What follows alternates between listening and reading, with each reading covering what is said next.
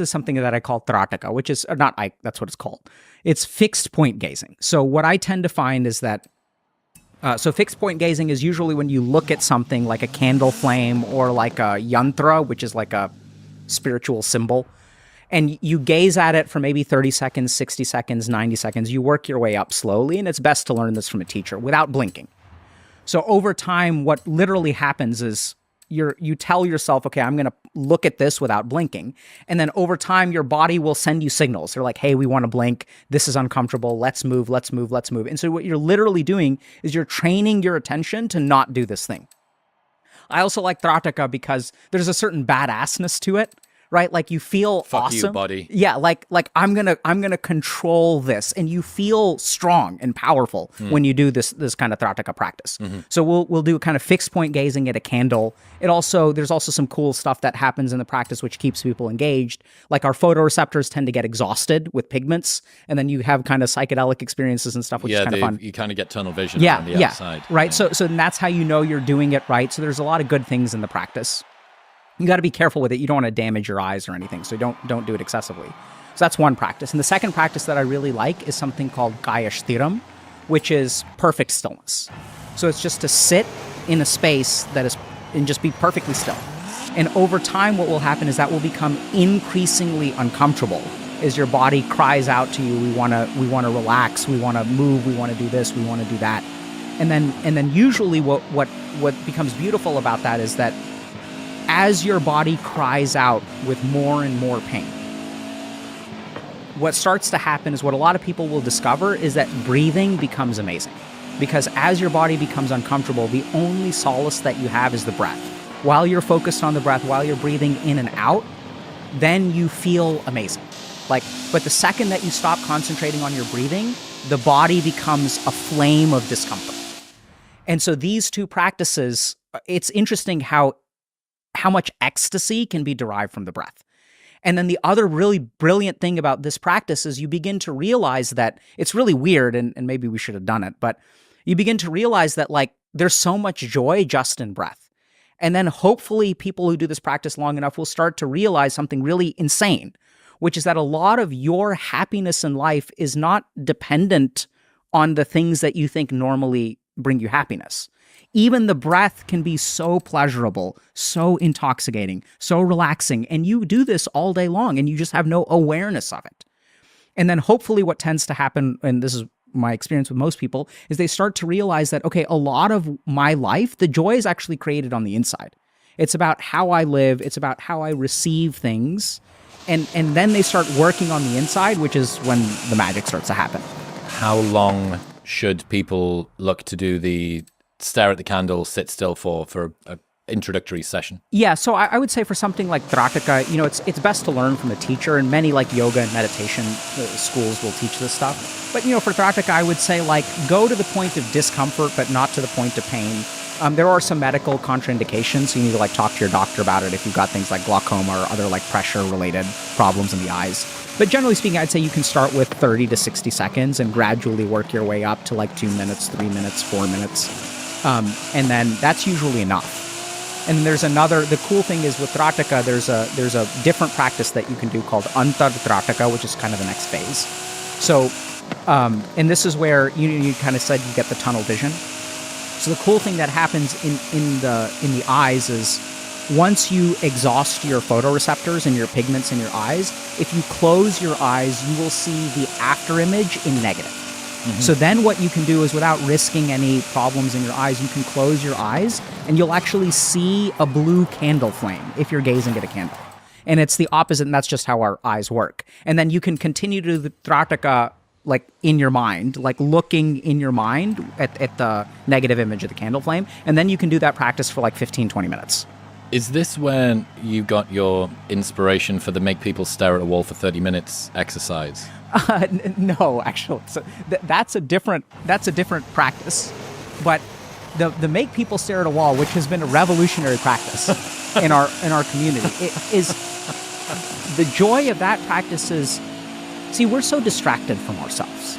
And so many people come to me and they're like, I don't know what I want to do, right? So someone doesn't know, they're like, should I major in this or should I major in this? Should I break up? Should I not break up?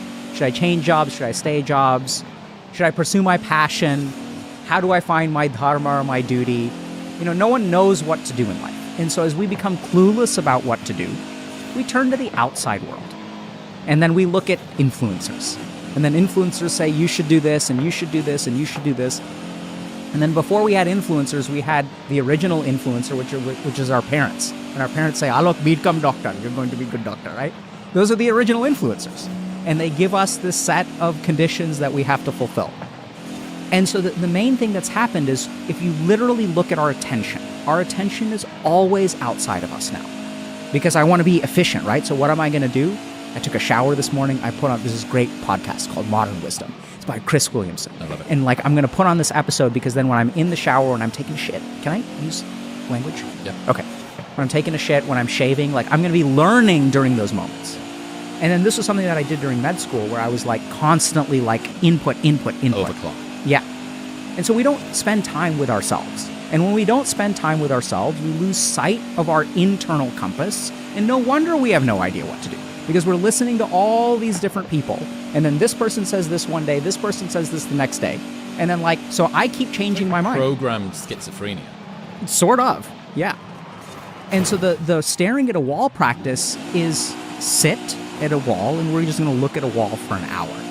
And then at the beginning you'll be bored, but then you have all of this crap that is piled up inside you. All these samskars that are dormant. All these negative experiences of hurt that the second you felt hurt, you flipped open your phone to distract yourself for the pain. And then that pain sunk into you and lived in your subconscious. So what we're going to do is just stare at a wall and just let whatever is there come up. What are some of the strangest trip reports that you've heard from your community? I mean, it's wild. So even someone in our one of our employees did the practice, and he was kind of describing what happened. And people will have people start crying. They'll feel all these things that they've never felt before. Usually the first 5 to 15 minutes are complete boredom. People with ADHD will struggle to pay attention. Their mind will bounce all over the place. And then some of them will actually end up having a very calm and rested mind after it bounces around for all over the place. But I think some people, I'd say maybe 10 to 25%, will really learn something or get some kind of emotional catharsis. I think a larger number of people start to realize they do not need to fear being with themselves. And that's really powerful. You don't need something else to entertain you. You can take a flight to Europe that is 8 hours. You don't need a book. You don't need a phone. You don't need anything. You can sit and, oh my God, it's so terrifying, right? And so it's amazing what you can learn if you sit with yourself. The challenge for a lot of people is that there is so much negativity in there that it can feel overwhelming. Sitting with yourself is an unbelievably uncomfortable experience. Yeah. And there's a beautiful sort of apocryphal story, like a mythology story in the Hindu tradition about this churning of the ocean. And at the bottom of the ocean, there was some kind of nectar or ambrosia or some sort of divine substance. But the whole point is that when they started churning the ocean to try to get to it, poison came up first. And so there's a really cool kind of perspective from this yogic tradition that anytime you want to find gold within you, or anytime you want to find nectar or amrut, you're going to find poison first. So the pathway to finding inner peace involves going through poison.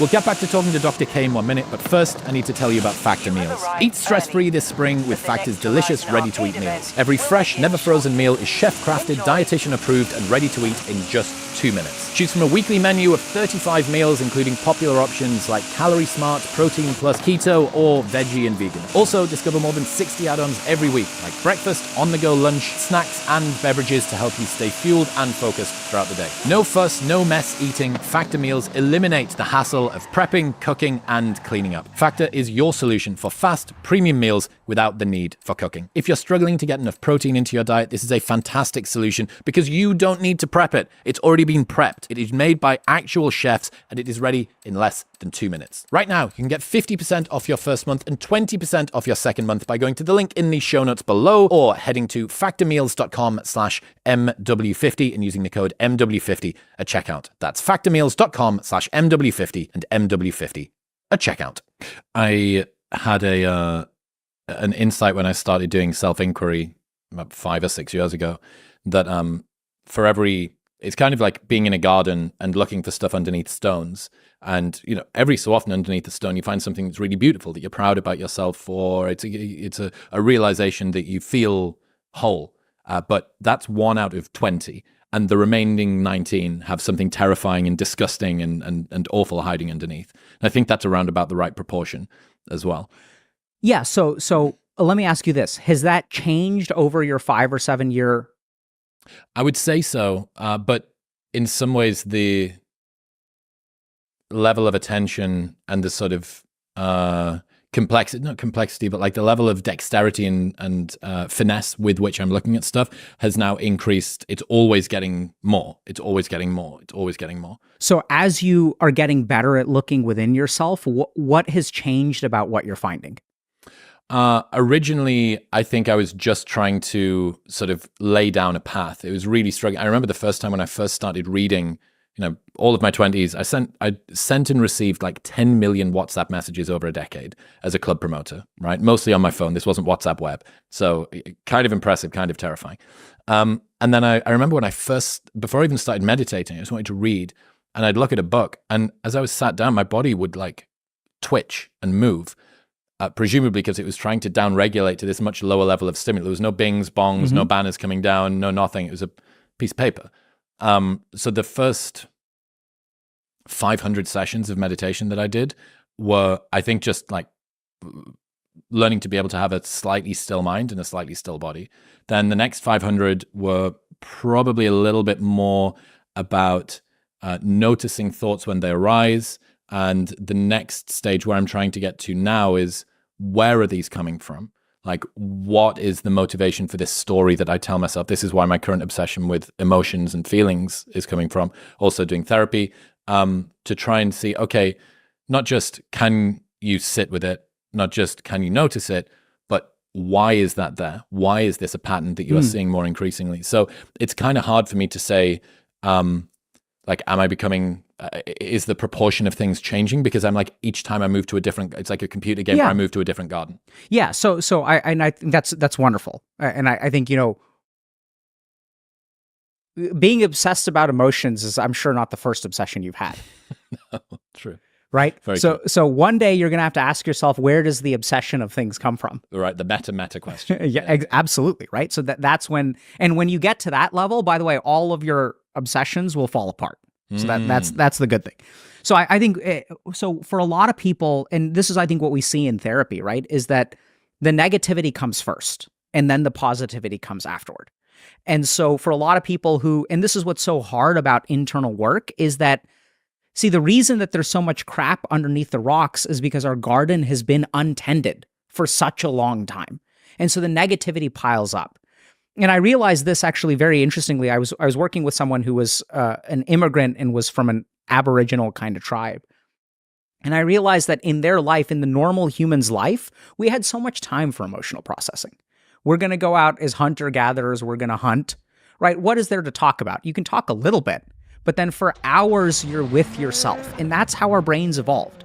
Our brains evolved with a minimum of external stimulation, which means the default mode of where our attention goes, like so much of it, 8 hours of the day, was internal. We used to do all these rote tasks like churning butter.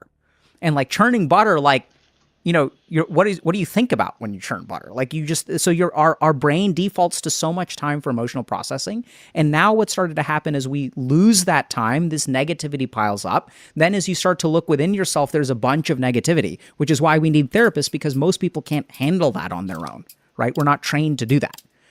And so over time, though, I think you're going to find a lot of positivity. And you'll find that that negativity, unless you continue to feed it, it will start to dissolve. Let's say there's someone who is thinking about starting therapy and wants to do therapy well, do therapy right, be a good therapeutic patient, not please the therapist, but get the most out of it. How do people do well in therapy? What a beautiful question. And I think this is a question that everyone should learn or the answer to. So I have a couple of thoughts. The first is that remember that therapy is a partnership. And so we are so conditioned to do well, right? So like if you think about a child from a very young age, there's A's, B's, C's, D's, and F's. There's, in the United States, we have varsity and junior varsity, and we have, the A team and the B team. So we start segregating everybody up. We start measuring people up, and we assign you do right or you do wrong.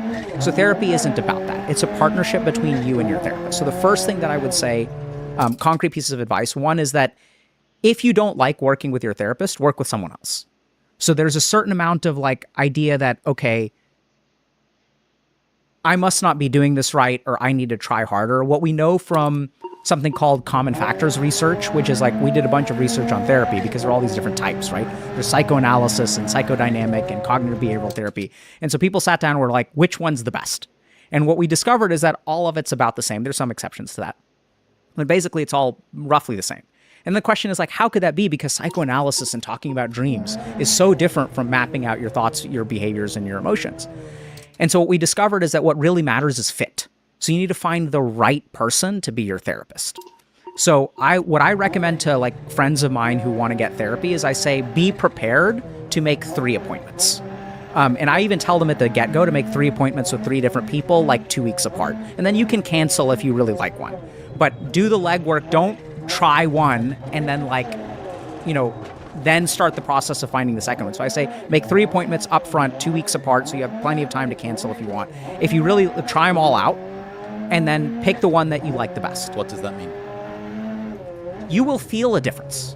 So there's some people where you're going to kind of walk out of the office and you're like, I don't really know if I enjoyed that, or if that was good or that was bad or whatever. But I think a lot of people, I've had so many therapy patients walk into my office and when the hour is up, they don't want to leave, right? And especially for intake, sometimes I would schedule my intakes at the end of the day, and we'd have a solid 2 hours of let's get into this.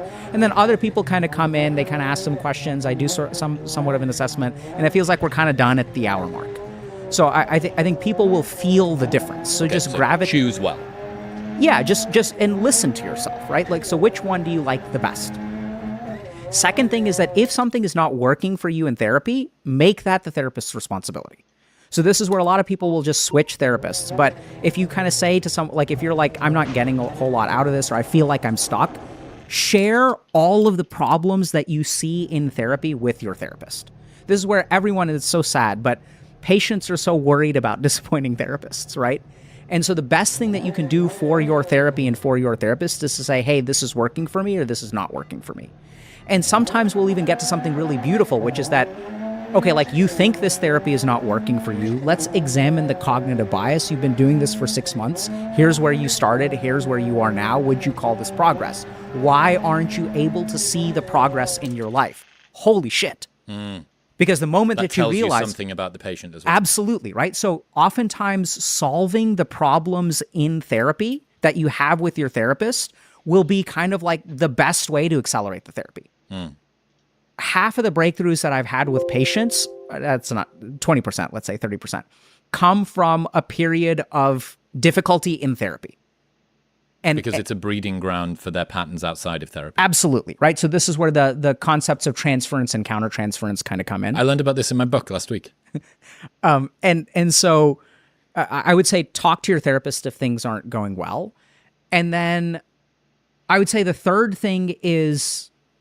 Yeah, I think actually that's number 1 and number 2. I think that's the 2 very good tips. Yeah. I found, opening the door a little bit, one of the patterns that I have is people pleasing, specifically not upsetting women. I have a big thing about not upsetting women. I see them as something that is psychologically fragile and must be protected, like a professional white knight, basically. Yeah. And what that led to was I was unprepared to say if things, because it's a female therapist, unprepared to say if there were things during therapy that made me a little bit upset, or that made me angry, or that made me frustrated. And you're totally right that I had to, and I still am, having to overcome the pattern that exists outside of therapy, inside of therapy, not about anything in my life, but about the therapeutic relationship itself. Yeah, so that's what's so cool about a therapeutic relationship. So I think the main thing to understand about therapy is it's the one place where you don't have to worry about the consequences of what you say. So it's really a wonderful practice ground for certain things. I mean, there's certain things you shouldn't do, and that's the therapist's responsibility to like let you know. So if you say things that are abusive or not respectful or unethical, then the therapist should let you know. But you know, I've had patients, yell at me and call me a and like all this kind of stuff, and like right, and at the end of that, like we'll kind of say like, okay, like how does that? Are we done? Right? So like oftentimes that'll come out and it'll be kind of unexpected, and it's like, all right, cool.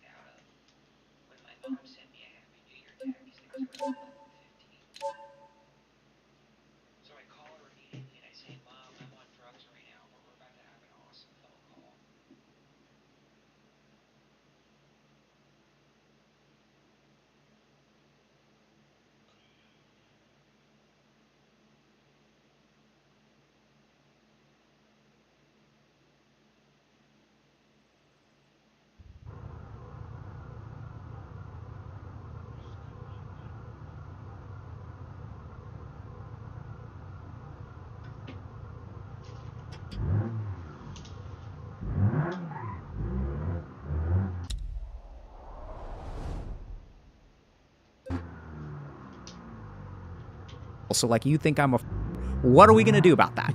Does that mean you're never coming back, or are we going to work through that and figure it out? And so I think that it can be incredibly beneficial, and there's just no environment like it, because even when we look at emotional support, so I was looking at research today about, part of the challenge, so men have a 4 times increase in risk of suicidality after a breakup. Yes. And so one of the reasons for that is that oftentimes men will rely on their partners for like emotional support. And the challenge there is that there's always a dual relationship with your partner, because you want to like lean on them for emotional support, but you also want them to respect you, you want them to love you, you want to feel proud of yourself. The cool thing about a therapy relationship, it's the one place where you don't have to care about what the other person thinks. And that can feel so liberating, and you can examine things that you can't examine anywhere else. Petty things, repetitive things. Yeah, sexual things. Like all kinds of stuff that we are really, really scared. Like I had some dream where I was having sex with one of my parents. And it's like, oh my God, like you can't tell that to anyone, right? And therapy is the one place that you can say like whatever is in you, and hopefully your therapist will treat it with compassion. Why does therapy so often suck for men? So there are a couple of reasons for this. The first is that I think we have a misunderstanding. Somewhere along the way, we got the impression that talking about our emotions is the best way to handle them. So I think we have a bias about our understanding of emotions. We think, first of all, they're primarily mental. Secondly, we think that talking about them is the way to go. And therapy is the best evidence-based approach that we've got, basically historically, of dealing with your emotions. But I think there are a couple of biases. The first is that the majority of therapists are women, and the majority of patients are also women, historically. Which means that if you're looking at a population and you say talking about emotions really works for my patients, if you're just a therapist, we don't really segregate between our male patients and our and our female patients. We sort of like look at this and we say like, this is what works. Now, there are lots of trials that actually show the opposite of that. So we'll have trials on cognitive behavioral therapy that look at 50% men, 50% women. Both of them have good effect sizes. But there, too, I think there's a selection bias. Because even if you're looking at success in therapy, you're not counting all the people who left. That didn't go to therapy in the first place. Because talking about emotions did not work for them. There's even a really interesting paper, so there's a lot of exploration into this. And one paper actually points out that there are 2 kinds of therapy that you can give. One is what we call emotionally supportive therapy, where you talk about your emotions. And the second is something called instrumental support, which is like problem solving. And what we tend to find is that men prefer problem solving. But if you look at therapy training, we are actively disincentivized to problem solve with our patients. We're not there to solve your problems. So when I was like a second year psychiatry resident, and I had this 16-week therapy course where I'm learning the basics of therapy. And, one of the teachers came in and was like, if a patient walks in and says, can you help me find a girlfriend? What's the right answer? And then the right answer is that help me understand why you think you can't find one. Help me understand why you want one. Let's talk about it. The answer is not yes, right? So as therapists, we're not very good as a whole profession at like helping people solve problems. And I think especially if you look at men, there's a lot of disturbing data on diseases of despair. So between, I think, like 2009 and 2018, suicide-related diagnoses in people under the age of 18 went up by 287%. So what's happening right now, especially if you look at male mental health, is we're starting to realize that there's another study, for example, that there are a couple of studies that show that somewhere between 37 and 66.7% of men who commit suicide, somewhere between 37 and 66%, have no history of mental illness. So what we're starting to realize is there's a very troubling signal that we're seeing that people who kill themselves may not be mentally ill. They may actually have a life that they've just mentally checked out on. They've looked at their situation, they've tried to fix it, and they just have nowhere to go. And we're seeing this especially as we see things like changes in our economic situation, changes in employment or underemployment. There's a lot of economic forces that are affecting men. And so now the problem is that, especially when I work with my male patients, what I see is sometimes when they come in, they'll say, okay, I feel suicidal, I have low self-esteem, okay, I diagnosed you with depression, tell me about your life. I'm 30 years old, I have no job, I've never been in a relationship. And so like, what would this person look forward to, right? And so a big part of helping them is not just talking about your problems. A big part is helping them build a life. And that's not something we're trained in as therapists. Does this require an entire new type of therapy? It almost, to me, based on what I know about the definitions of therapy, almost sounds like it gets into some kind of coaching in a way. Yes. So I think that's why coaching has emerged as a field, right? So I think that what started happening at some point is therapists stopped focusing on material outcomes for their patients. So if you look at how we judge the quality of a therapist, it's the reductions in their depression scores, anxiety scores, which I think is completely reasonable, right? That like makes sense because that's what our job is. But we certainly don't measure things like promotion or what percentage of people get married and things like that, which is if you really look at like what makes people's lives worth living, it's those kinds of achievements. And even if we look at, so the really fascinating thing is if we look at the evidence-based methods of therapy for diagnoses that are predominantly men, we see more action. So a great example of this is something called motivational interviewing. So if you look at addictions, the majority of people who have addictions are men. And if we look at what is the best evidence-based technique, maybe not best, but one very effective evidence-based technique, it's something called motivational interviewing, which is all about getting people to do shit. It's not about talking about your feelings. We're not going to examine your dreams or things like that. It's like you have this goal. How can I interview you in a way that increases your motivation and moves to action? So we actually see that where there are some diagnoses that are predominantly men, where the technology that we use, the therapeutic technology that we use is action-oriented, is instrumental. And we talk about emotions and stuff, but the emotions is not the end. It's a means. How can we understand how these negative emotions are impacting your actions and preventing you from achieving what you want? So we absolutely see that signal in therapy. I was talking to Adam Lane Smith, ex-psychotherapist, now turned sort of coach, attachment expert guy. And he was talking about the way that the male brain actually, there's a sexed difference in how it sort of moves in this linear motion between seeing something and then moving toward action, whereas the female brain works in a slightly different way. I know that MRIs are able to detect male brains and female brains at 10 years old with a 90% accuracy, which is almost exactly the same as you can detect faces, the sex of faces. So a machine is basically as good as a human when it comes to looking at either just the brain or just the face. And I think I'm pretty interested by this. It's my shiny new toy, and I'm trying not to sort of apply it to everything. But certainly, when I compare my time, maybe between 1,000 and 1,500 sessions of meditation, maybe 500 to 1,000 sessions of breath work, maybe 1,500 days of journaling, something like that-ish, maybe 2,000 days of journaling. 6 months of therapy has provided me with insights that I didn't get at all. It identified patterns in me that I just did not have the perspective to be able to see.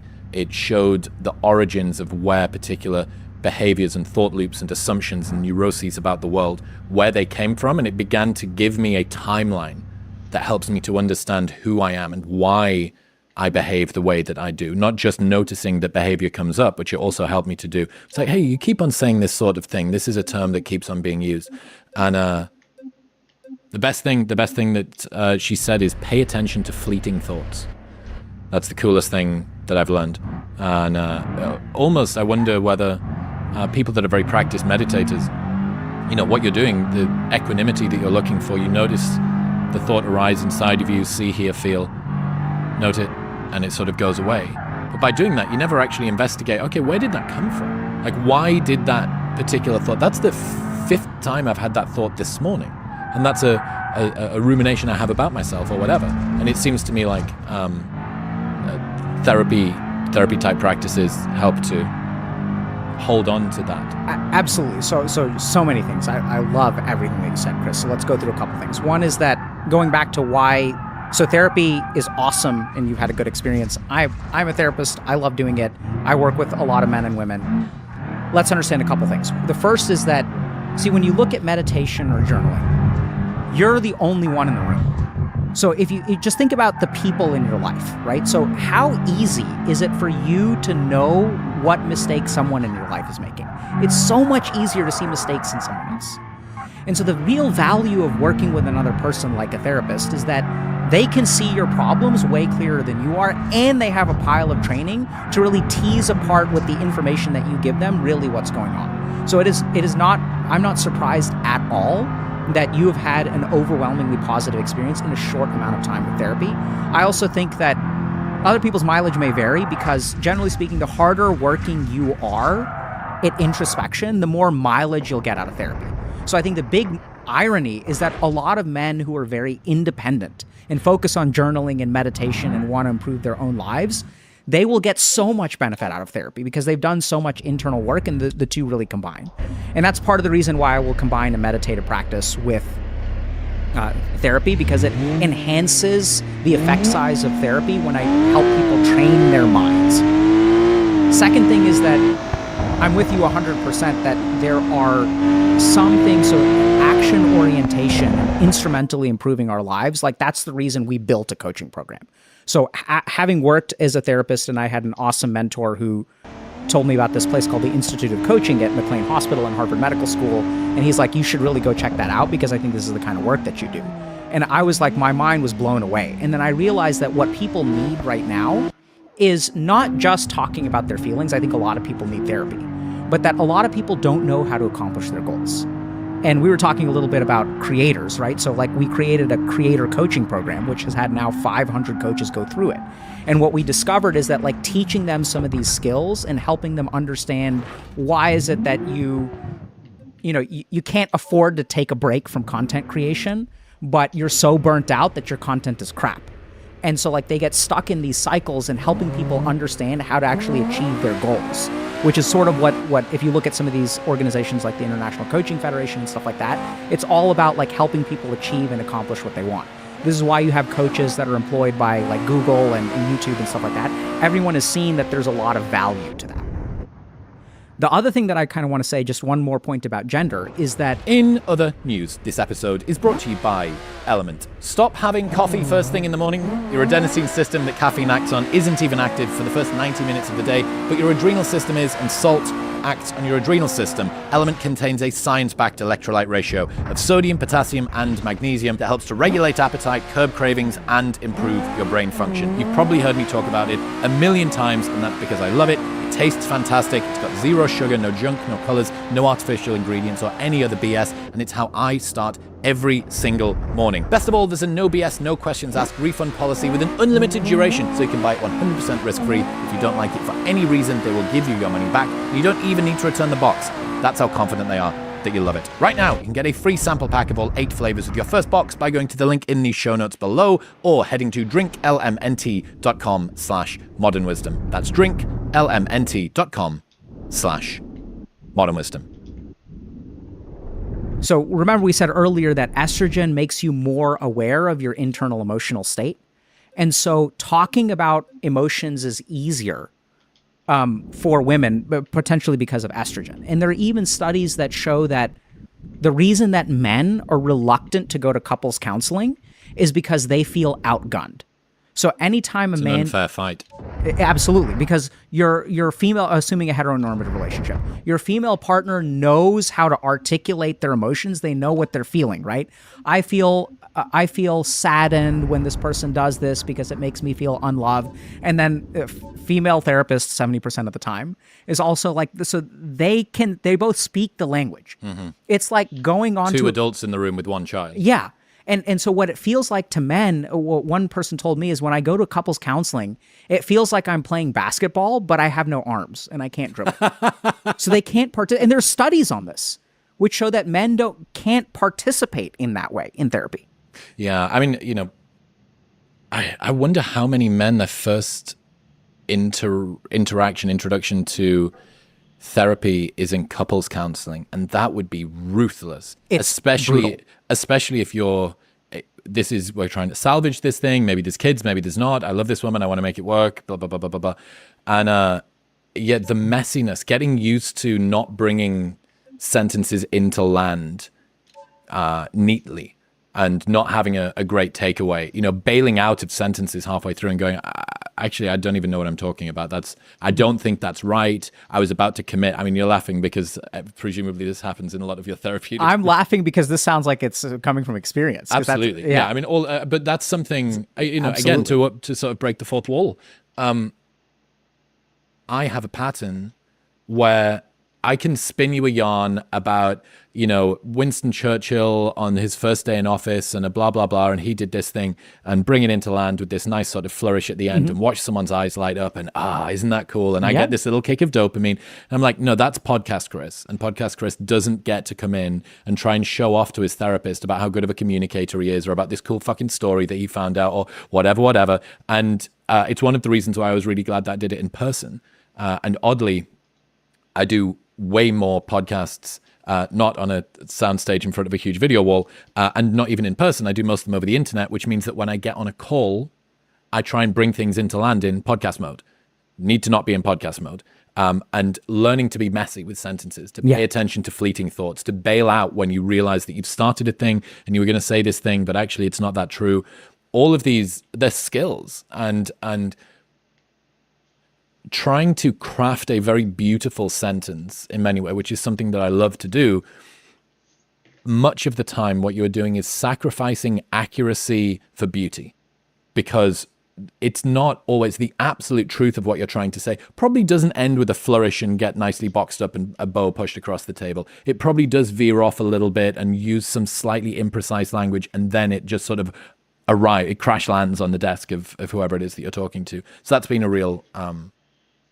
allowing myself to be messier with my speech has been a real skill. Yeah, and I think it's so challenging because, like you said, we're not fluent with communicating our emotions and talking about our internal experience. One thing that I've learned as a therapist is that, some people think in order to talk, and some people talk in order to think. Mm-hmm. And you don't have to make sense. The whole job of the therapist is to put the pieces of the puzzle together for you. I think the last thing that I'll say, though, is we're talking about how important talking is, but it's now my belief, and there's some interesting data to support this, that this presumption that emotional healing has to come through words, I don't think is correct. So I think that part of what's happened, part of why therapy is not great for men, so there's research on things like instrumental support being useful for men. There's research on men not being able to dribble on the basketball court. And there's a couple of other things. So the other thing that I'm a big fan of is like some amount of emotional healing through spirituality. And if you look at some of these spiritual traditions of emotional healing, like there is ritual. There are people like shamans or shamans and things like that. You have some of these like, we'll do in the Hindu culture, like pujas to alleviate curses and things like that. We have all this like religious ritual, which can be very emotionally healing. And there's research that stuff works too. The other really interesting thing is we're learning more and more about the physicality of emotion. So there's this one thing called EFT, called the emotional freedom technique, which I dismissed as pseudoscience about 10 years ago. Someone I knew sent me an email about it, and he was like, what do you think about this? It's called tapping, and basically people who have been traumatized, people will come and they'll tap on various parts of their body, and it'll release the emotions, they'll be healed from trauma. I was like, this is BS. And I was like a research assistant at Harvard at the time, and I was like, this sounds absurd. And like, over the last 10 years, we've seen some studies that this appears to be somewhat effective. And there are now a couple of meta-analyses. Arguably, there's some methodological problems and things like that show that this is effective. So I think we're starting to learn that, and if you look at a lot of this like kind of men's somatic experience work that a lot of people are doing, that emotions are so physical. And it may not be that we need to use words. Like I'm all for proficiency of speech and alleviating alexithymia, but I've seen the power of just like, physical experiences, especially for men. Do you know Connor Beaton? Mm-mm. He does Man Talk. He also wrote Men's Work. Okay. Men's Work, the book. Phenomenal guy. Married to a also psychotherapist, and he's therapy informed for Men's Work group coaching. Really, really good. Does huge retreats with 30 guys, group work, breath work, all the rest of the stuff. Both sides, both hemispheres informed. And he was saying something like really similar over dinner on Monday. And it's really, really interesting. This whole sort of movement and world to me. I genuinely think, or I hope, this is what we were both talking about on Monday. I think that this is the next frontier, hopefully, for guys to move into. I think that we've kind of gone through the first two phases of the manosphere, like first wave manosphere, pickup. It was the game, it was mystery, it was Neil Strauss, it was negging and like pulling and stuff like that. Second wave was red pill, it was MGTOW and incels and black pill and cucks and soy boys and simps and beaters and sigmas and so on and so forth. And I'm hoping that we get to some like transcend and include version now, which is a much more full stack, holistic version of what masculinity means, because I don't think, like, no matter what you say, if so much of the advice for men coming out of wherever you say, whether it's like the cucked New York Times or the misogynistic red pill, the bottom line is that I don't think the men in any of those communities are massively flourishing. And if I was to look at what I was missing, it was an emotionally informed technique. Even as somebody that had already done like some of the more progressive meditation, breathwork, bits and pieces like that. So I'm really excited about, and this is why I was so fascinated to speak to you today about it.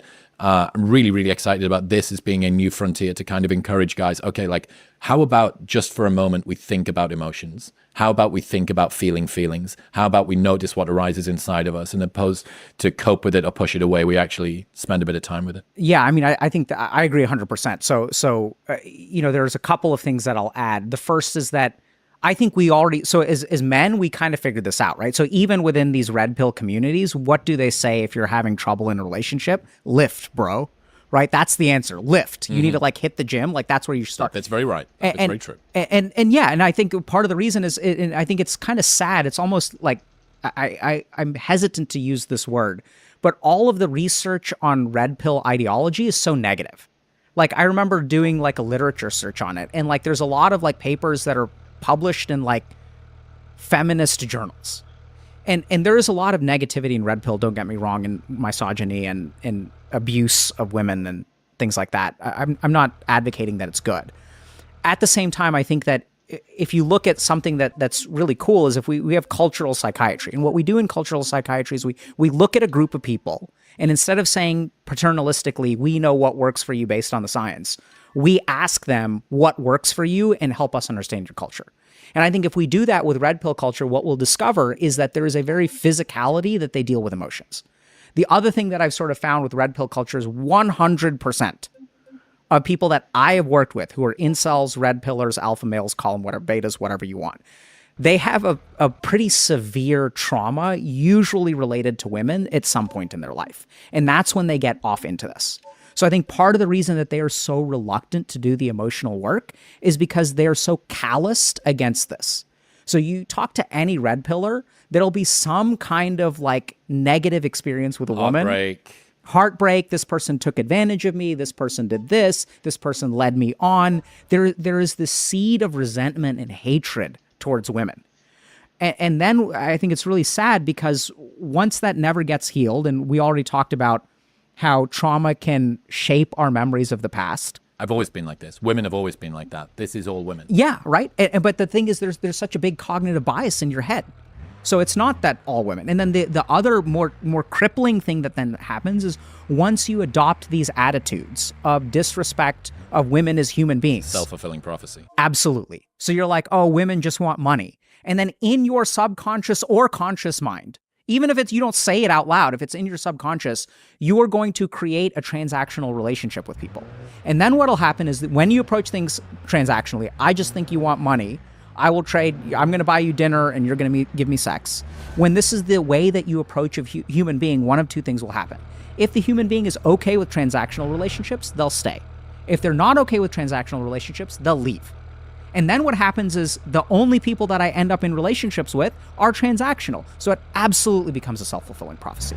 And once again, Chris, I'm amazed by, how good you are at this stuff, dude. Like, I don't know how you figured that shit out, but I did it by reading 1,000 research articles. But I got to speak to people that have read 1,000 research articles a few times, which helped. No, I appreciate that. I'm fascinated by it, dude. I really am.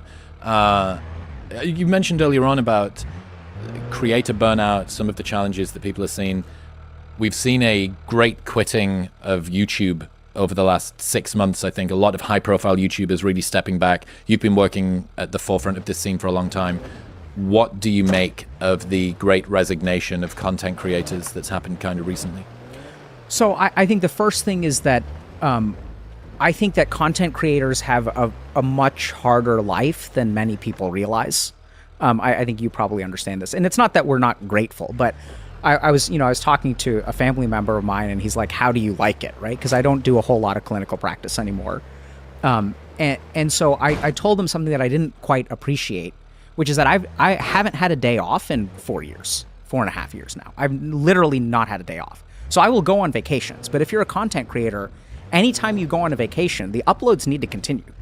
So you have to do whatever work needs, like I have to do that work ahead of time or after. Yep. So you never get a break. That's number one.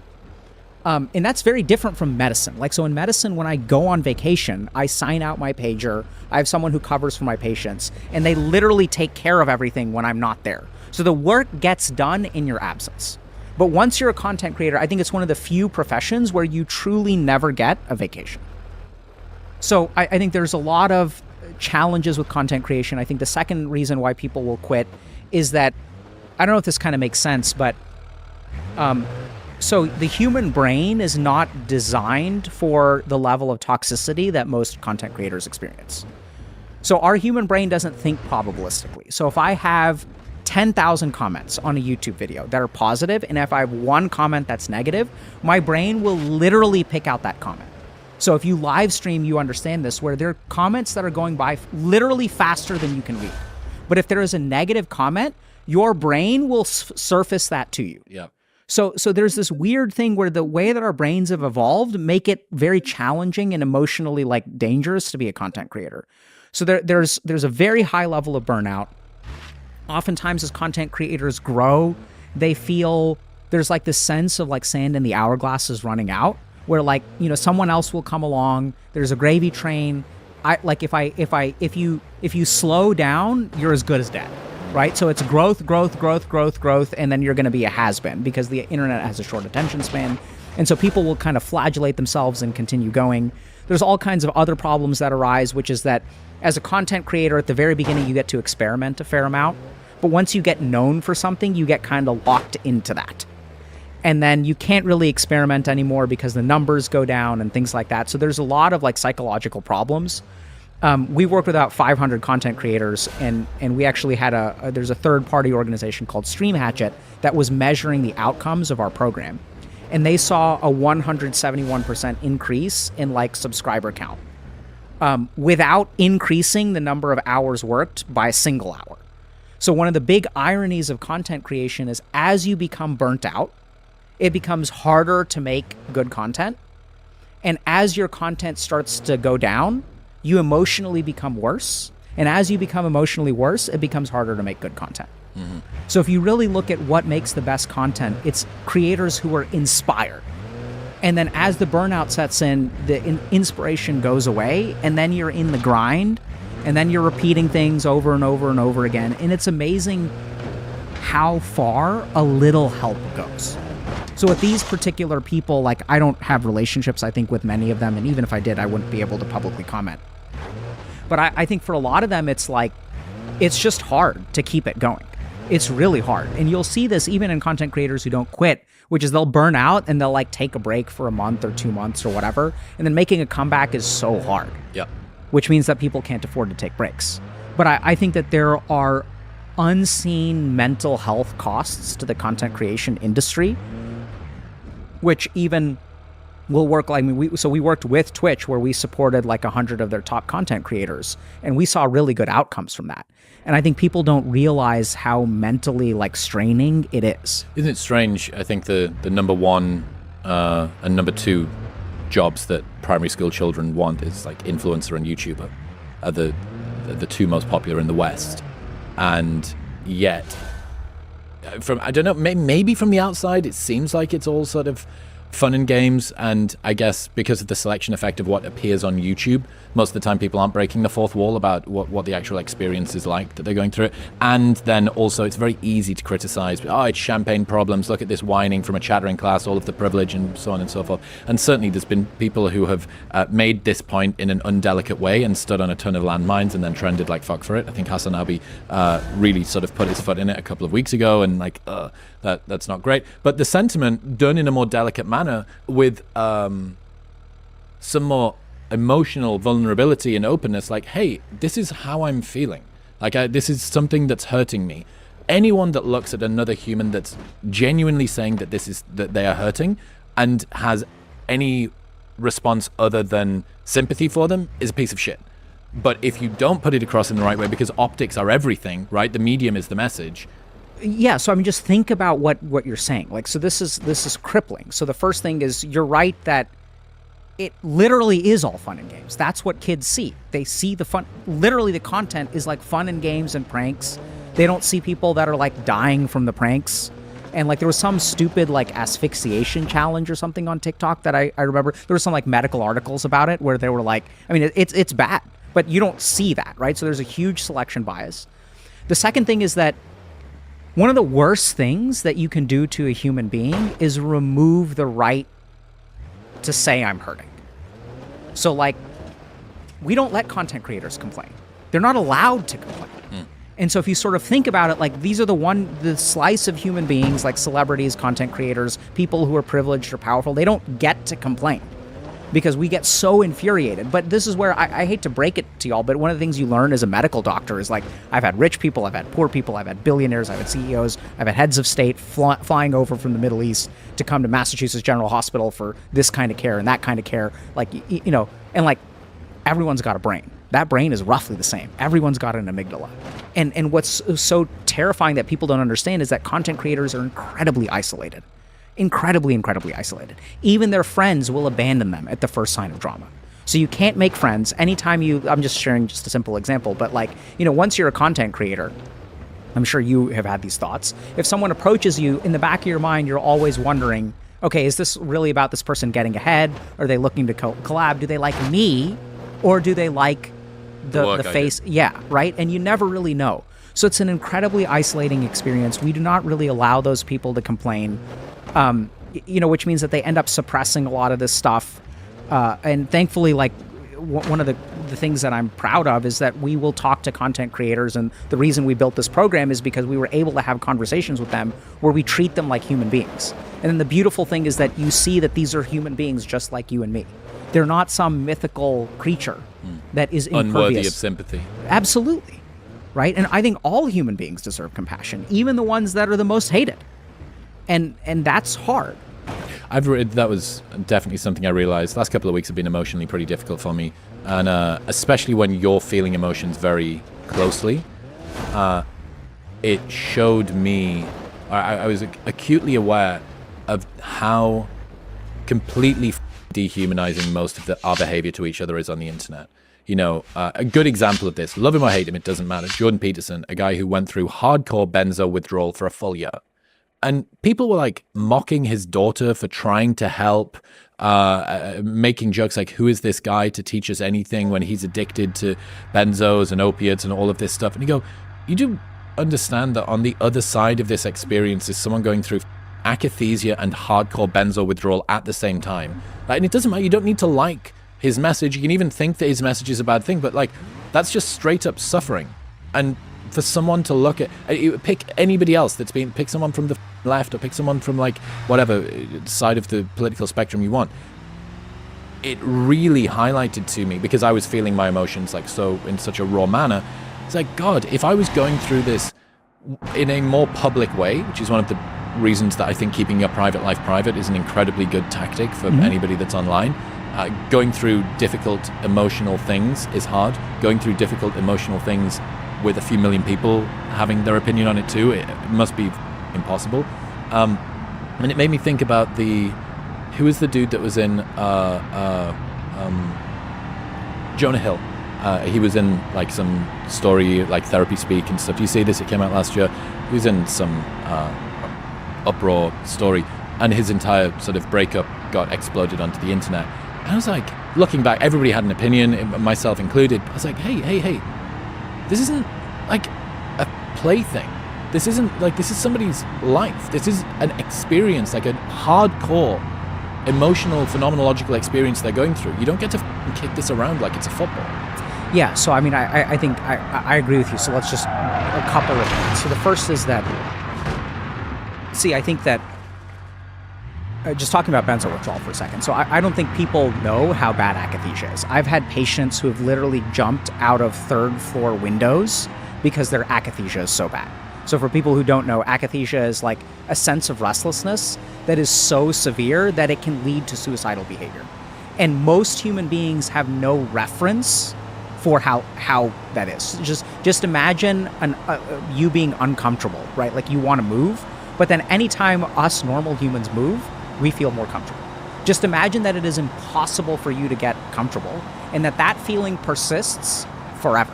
I mean, akathisia is one of the most debilitating side effects that I've ever seen as a psychiatrist. I think that the second thing to keep in mind is that you keep on talking about optics, right? So this is what's so terrible about being a content creator. You don't get to live a normal life anymore because your life is always under a microscope and everything that you do is judged.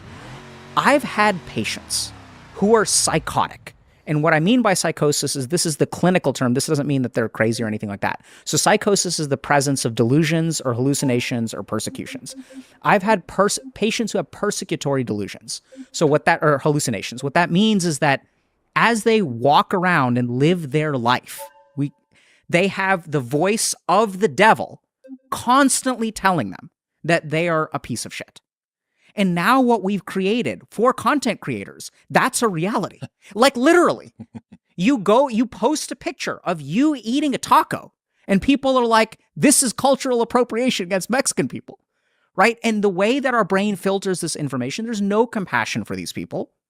And this is where like, you mentioned Jordan Peterson and Jonah Hill and stuff like that. And I'm with you. Like, I think that we should have compassion for all human beings. Let's give them the benefit of the doubt. I think that you can disagree with someone. And even if you think someone is like toxic, like I'm not supporting the work that they do or things like that. But I think that like my overwhelming experience, and we've had a couple of, I've done a couple of interviews with people who are bad.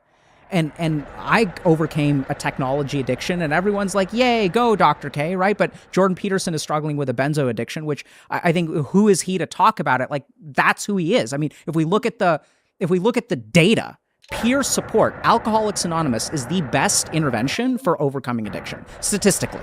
Now, I don't think it's actually the best, but just in terms of numbers. The majority of people actually get sober without anything. But so who is he? He's the one who's lived through it, right?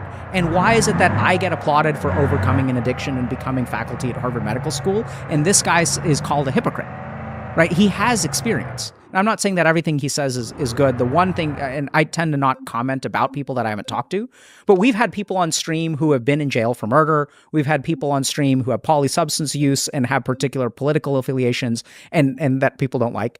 And then I think the main thing to understand is that when you get to it, everyone is a person. Everyone is a person.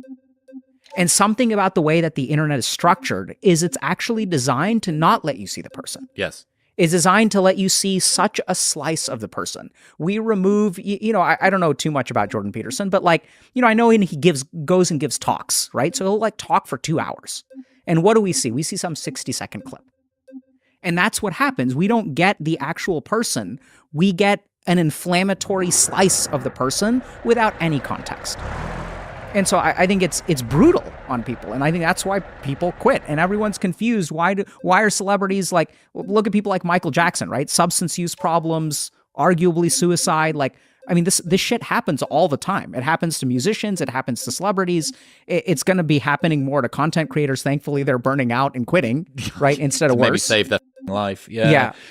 I mean, even if you're not, in the last 15 minutes, even if you're not a content creator, everybody is in one form or another. Very few people aren't putting parts of their life on the internet. Yeah. And to be honest, if it's not your job, if this isn't your day job, and you are still choosing to expose yourself to this level of criticism from, again, mostly random people or maybe even friends, like that's maybe even worse for you. Like, yeah, your identity isn't wrapped up in it, but you're still subject to all of the same problems, and you're electing to just drop yourself into this. Yeah, I mean, so going back to, Jonathan, is it hate or height? Yeah, he's tall. He doesn't hate you. So I think that's where we see some of these very clear negative impacts from social media use, which is that, yeah, everyone is a content creator. And so everyone experiences this to some level, right? So even if I post a picture of myself and it gets 2 likes, if I post a picture of myself tomorrow and it gets 4 likes, I feel really good. If I post a picture of myself the next day and I get 4 likes, then I feel constantly moving goalposts. You can never win. And this is what's so hard about being a content creator is you start at 1 million and it's a huge celebration. 2 million is half the celebration and twice the work.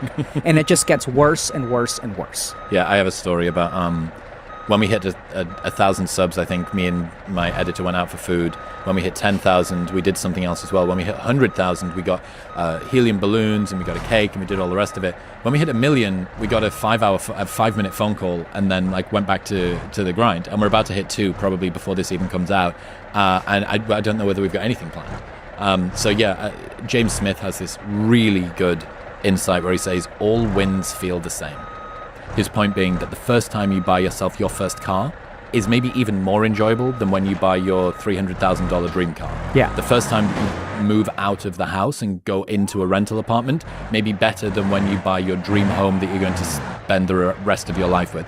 All wins feel the same. There is no Uber surcharge for you having achieved something that's 10x worth of that. The point being that just wins are good. And that's wins in the therapy room. That's wins with hitting a meditation streak. That's wins with sticking to your word, having a difficult conversation with someone. And I think we've stripped away, because of the comparison game, anything. It feels fragile and narcissistic and shameful to take pleasure in something which isn't grand, because so much of our life is performative. And look at good work, man, like, hooray for waking up on time today. And it's like, no, this is a thing. I did a thing. Yeah, I mean, I agree completely. So I think there are a couple of things to keep in mind. Is I think it is important for anyone who has any kind of win to have gratitude, right? So I think that if we look at all wins feel the same, the interesting thing is that we control a lot more of how we feel about a win than creators.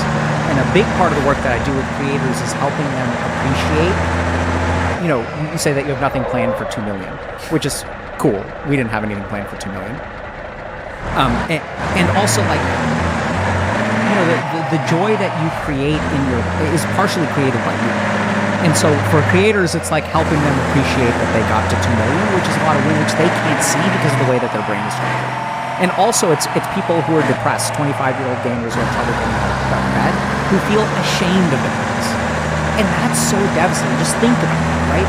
If you're someone who's struggling to get out of bed every day, and you get out of bed on the 5th day after struggling, and you are ashamed of your win, how the f*** are you ever going to do anything? Yeah, I mean, dude, I'm intimately familiar with this. It would be, I thought I had depression in my 20s. I think it was chronic interrupted sleep from being in the nightlife industry, and maybe a disposition toward the low mood and ruminant thought.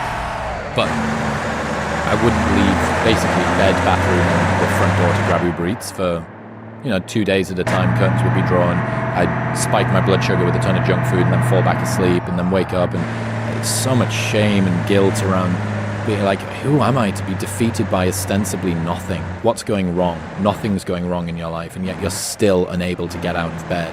And then when you finally do, the shame around what a small thing to do to consider a win.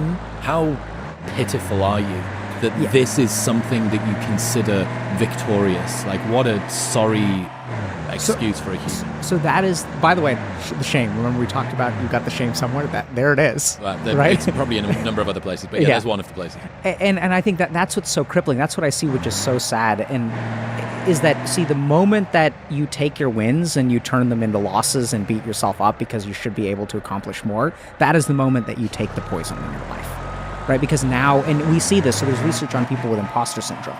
And one of the key features cognitively of people with imposter syndrome is anytime they have a win, they attribute it to luck or circumstances or effort.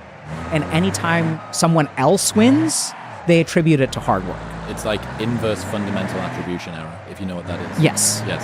And this is, it's so crippling, and that's why, like, it's so terrifying that you kind of mentioned comparison. It's a huge problem. So that's why, like, a lot of the work that we do is about dissolving your ego, because ego is what makes comparisons. If we understand why do we compare, in order for me to think you're taller and I'm shorter, there has to be a me and there has to be a you.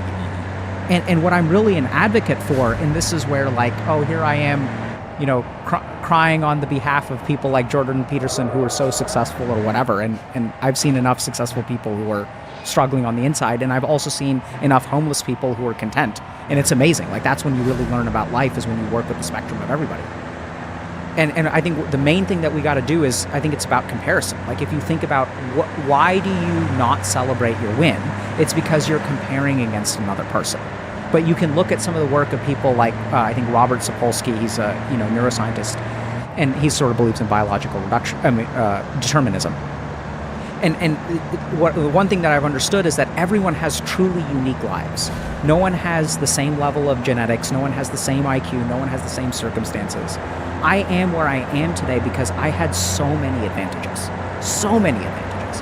And so people will sometimes be like, oh, Dr. K, you're exceptional. I don't think I'm that way. I understand that from an objective standpoint, you can make that argument. But I think it's like, I didn't do anything to deserve not being born with cerebral palsy. I didn't do anything to deserve having parents that could have paid my bills. I spent 7 years studying to become a monk in, like, India and South Korea and Japan. And, like, I had parents who could pay for that. Right. And the majority of people don't. So all of us are just products of our environment. And I think the more that we recognize that human beings each have their own unique journey, and everyone has challenges, everyone has advantages. And the more we compare, it doesn't work. Because what worked for this person may not work for you because you have a different brain, you have a different circumstance, you have a different life. And so our approach has always been to understand yourself first. Don't worry about success from other people and what they did. I think there's a lot of useful lessons to learn from people who've been on your podcast, and there's a lot of good stuff in there. But at the end of the day, the whole reason that there's a whole self-help industry is because one person doesn't have all the answers, because not all human beings are the same. And so you have to take all of this advice that worked for 1,000 different brains and 1,000 different lives that are different from yours. You have to translate it to yours. It doesn't translate one-to-one. Every person has to walk their own individual journey, do self-exploration, figure out why you have the thoughts that pop up in the way that you do. Right? And I think that's why you've become so successful, because you didn't, I'm sure you've learned from lots of other people, but it looks like what you've really done is take all of this information from people who read 1,000 research articles or wrote 1,000 research articles and apply them to your life. And that's when things get really good. When you start applying things and looking specifically at your life and recognizing that you are a completely unique individual that has never existed in the history of humanity, and that the answer to you advancing your life is not going to be found anywhere else. By all means, get information, but everything has to be translated down to you. How can people separate their sense of self-worth from their accomplishments?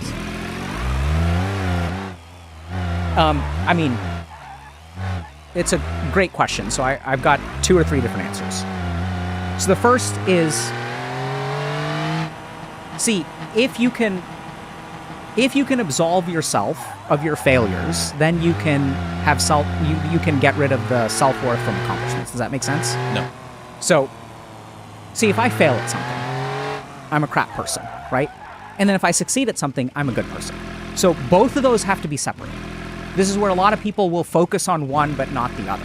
So they'll say, like, in both ways, right? So if I'm working with someone who's depressed, they're like, I'm trying to help this person not feel depressed because they have failed at something. We're trying to separate the ego from the action.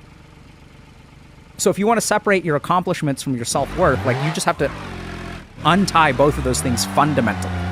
There are 2 ways to, does that kind of make sense? Okay. So there are 2 fundamental ways to do this. The first is to recognize, I know it sounds kind of weird, but you don't actually accomplish anything. Like, literally, it is impossible for you to accomplish anything. So you can plant a seed, you can water it, you can do all the right things, but you can't make a plant grow. So as a human being, there's a very fundamental principle that a lot of people don't understand. And I know this is going to sound crazy. You cannot all you can do is the action. You cannot achieve any result. Give me an example. I can study at Harvard Medical School. I cannot save a life. It is not within my power to save a life. Like, I can be the best doctor on the planet, but like, I do not, nowhere does training give me the power of life over death. Or death. Like, you just can't do that. And this is where, like, another example.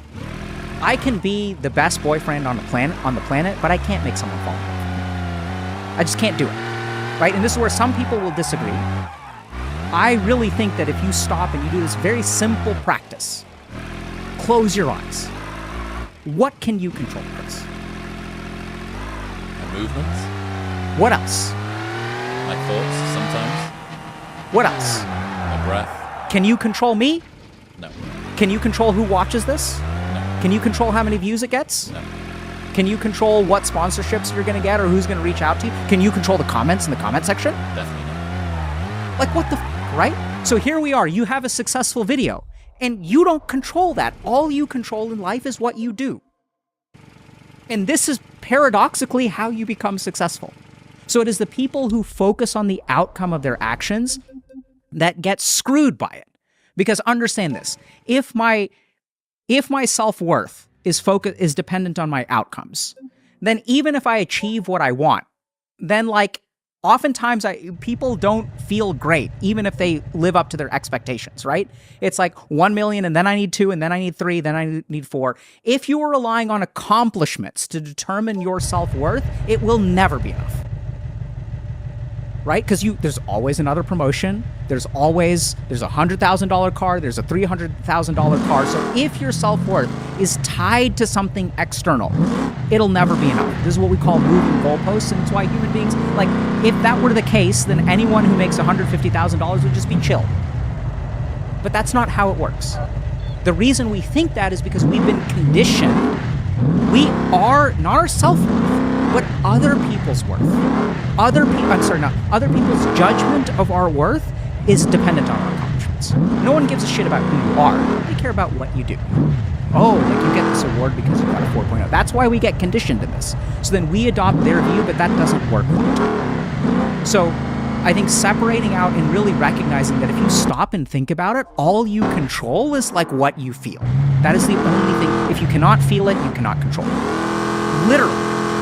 Show me someone who can control anything outside of themselves. And this is where people will say, and this is, but I can say particular things, I can work harder. Yeah, you can do all that stuff, but you don't actually control what happens. So all you can do is take the right action, and then I remember I learned this because one day I was in the emergency room and a patient came in with 3 gunshot wounds. And so this person's dying, right? And it's like, we're going to do everything that we can, but holy shit, we don't know if this person's going to live or die. We just can't do it. And this is one of the best hospitals on the planet, right? Amazing attending, this brilliant trauma surgeon. And we just can't save this. We don't know. And think about how advanced medicine is. Think about all these tools we have. We have antibiotics and we have MRIs and CT scans. And we literally, we can take someone's heart out of their body and we can give them somebody else's heart. And we can replace your heart, we can replace your kidneys, but we can't save a life. So there may be graft versus host disease. You never know. So that's number one. Second thing is just dissolve the ego. The moment that you dissolve your ego, which is, if we look at things like, there are even studies now of psychedelics, for example, and psychedelics and trauma. And if you look at the studies of people who use psychedelics for the healing of trauma, you can predict whether there will be a therapeutic improvement based on the type of psychedelic experience they have. So if I see cool colors and patterns, I won't be healed. If I have specifically an ego death experience, that's what correlates with healing. So a lot of and this is also what the yogis and the Buddhist people and Buddha and all these people figured out, is the more that you dissolve your ego, the more content you will be. What do you mean when you say dissolve the ego? What are you? Person. What does that mean? I guess my experience of me is thoughts and identity. What is identity? A sense of self, a story that I tell myself. So those are 2 different things. Which one are you really? So if I were to ask, who is Chris Williamson, what would you say? Person, podcaster. Okay, so this is where there's certain specific features of the ego. So Chris Williamson is ... is a factor of your ahamkara or your ego. Podcaster, man, Chad, savior, loser, whatever. All of those. But the truth of the matter is, scientifically, those are not real things, right? I can't biopsy you and find a podcaster. These are abstractions of the mind. Loser, winner, what does that mean? One person has a trophy, one person doesn't have a trophy. That's what makes them a winner or loser. But what if someone cheats? Is a cheater a winner? No, those are two different things. But hold on a second. I thought we said winners have trophies. Right? So these are all abstractions of the mind. And your first answer was the correct one, which is that you are that which experiences this person's life. You are a sense of experience. That's it. The rest of it is like glommed on. And if we sort of think about it, right? So even if we think about the things that we think of as our identity. So a man having an identity as a man can change nowadays. So I've always been all oak, sort of, but I wasn't always a doctor. I wasn't always a father, but I was still me. So if you really look at the true essence of what you are, it is not any attribute that you can put on a piece of paper. It is you are the bundle of sensory experiences that lives your life, and that's all you are. The rest of it can change. The rest of it is fluctuating. The rest of it is an abstraction. You cannot x-ray someone and find a winner or a loser. That is a judgment by someone else's mind and a judgment by your mind. And this is where I hate to break it to you, but a judgment by your mind is not reality. A judgment by somebody else's mind is not reality. If it was, then people could judge and say, oh, I think this person's a millionaire. Does that put $1 million in your bank account? No. They're thoughts. Thoughts are not reality. It's crazy, but we all live in this world where we think thoughts are reality. They're not. And this is where people will say, but what about the efficacy? Like, what if people treat you a certain way, that'll affect your life? All that stuff is true. There is a reality of how people will treat you, but that doesn't make you who you are. How people treat you is how people treat you. Does that kind of make sense? Like, even the language that we use, there's a difference between treated a certain way and what you are. And the more that you look at it, and this is where, like, you can take a shit, you can be president of the United States, you can be a dictator, you can be Hitler, you can be an influencer, you can be a child, you can be a bum. We all take shits. We're all human at the end of the day. And so there are certain practices, like shunya is like the Sanskrit word for null or zero or void. So there are some practices that you can do in meditation that, like, you literally dissolve your sense of identity. And the more that you do it, it's liberating. Because if you really think about it, who is the person that suffers? It's the ego. So I'm a medical doctor today, which means that if one day someone takes away my medical license, then I will suffer. I will get pride from my medical license, and I buy myself some degree of suffering from losing my medical license. The moment that I become a father, I get some joy in life from that identity, and I also open myself up to suffering if my kids ever say they hate me or something bad happens or whatever. So we don't realize that if you really pay attention, the majority of people's suffering in life comes from their sense of identity. Because, I'm number one. The moment that you become number one, you open yourself up to becoming number two and the suffering that goes with it. Right? So you have to get rid of the pride and you have to get rid of the shame. Get rid of all of it. And then people are like, but then what am I going to do? And this is where I challenge you, Chris. Think about the best moments in your life. The best moments in your life is when you really need to take a piss. You really need to take a piss. You really need to take a piss. And then you run into the bathroom and all the urinals are occupied. And then you're like, oh shit. And then someone finishes up. Thank God. You take a piss. Bliss. What difference does it make whether you have 1 million subscribers or 2 million subscribers? Who the f cares? You needed a urinal, you got to take a piss. That pleasure is the same for you. It's the pleasure of someone who has a homeless person, the pleasure of eating food when you're hungry, the pleasure of walking down the beach, the pleasure of sitting down and relaxing, the pleasure of being able to close your eyes. There's some material benefits that come from that, and this is really what it means. So you have to separate, you have to realize that all you are is that which you can feel. You're just the body, that's it. And I mean, you can make all this stuff, who knows, maybe there's a nuclear fallout or something crazy happens, a meteor hits this, and then, oh my God, all your effort is down the drain. You can't control that. All you can control is what you do. And so then something beautiful happens. I've seen this so much so I did a lot of mental health work for doctors. And what I saw is some doctors tore themselves apart because they attached themselves to the outcomes of their patients. I learned this on pediatric oncology. Because in pediatric oncology, you have kids who have cancer and sometimes they die. And the only way you can sleep at night is not about whether the child lives or dies, because these are highly aggressive, like myelomas and leukemias and things like that, bad cancers. The only way you can sleep at night is if you did the best that you could. And so specifically with that person with the 3 gunshot wounds, like that was my moment of like discovering like, am I going to sleep at night? Could I have done anything else? No. And so then you can sleep at peace because you did everything that you could do and you had the power to do. What if you could have done something else? That's the beauty of it. So if you could have done something else, the beautiful thing about ego, and when you eliminate ego, is you ask yourself that question, and there's no ego that has to protect itself from the answer. So once you eliminate, you say, I could have done something else. And then you suffer for a moment, but the next day when you wake up, you do better. And then the next day you wake up, you do better. Next day you wake up, you do better. So in my case, it was failed out of college, went to India, learned this principle. I woke up. This is embarrassing. So I was the kid who had graduated with a 2.5 GPA. When I graduated from medical school, I did not go to the award ceremony because it never dawned. I never looked at my grades because I didn't give a shit about my grades. I was like, I'm going to learn medicine. I'm going to try to be a doctor. This is what I was going to do. I won 2 awards. I didn't even show up because it never dawned on me that I could have won anything because I'm the loser. I'm the guy who I'm a guy who got rejected from 120 medical schools.